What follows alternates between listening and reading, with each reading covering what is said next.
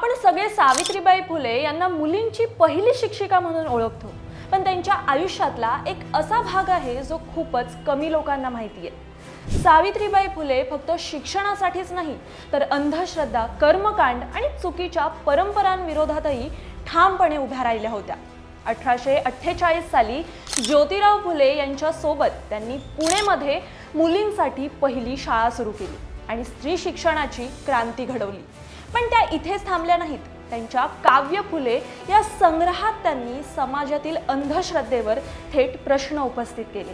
त्यांच्या नवस या कवितेत त्या लिहितात, गोट्याला शेंदूर फासून तेलात, वसती देवात दगडतो, म्हसोबा खेसोबा भयंकर देव, तयावर भाव ठेवून या, नवस करीती बकरू मारीन, नवस फेडीन बाळ जन्मी, धोंडे मुले देती नवसा पावती, लग्न का करती नारी नर। या कवितेचा अर्थ अगदी सरळ आणि सोपा आहे। लोक दगडाला शेंदूर लावून देव मानतात, त्याला नवस बोलतात, बकर बळी देतात आणि म्हणतात की त्या नवसामुळे मुलं होतात। पण जर दगडच मूल देत असेल तर मग स्त्री पुरुष लग्न का करतात? अशा बोचऱ्या आणि धाडसी शब्दात सावित्रीबाईंनी अंधश्रद्धा आणि आंधळ्या विश्वासातला प्रश्न विचारला। त्या काळात अशी उघडपणे टीका करणं खूपच मोठं धाडस होतं।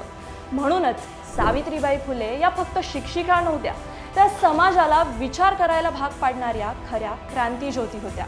तुम्हाला काय वाटतं त्यांच्याबद्दल कमेंटमध्ये आम्हाला नक्की सांगा।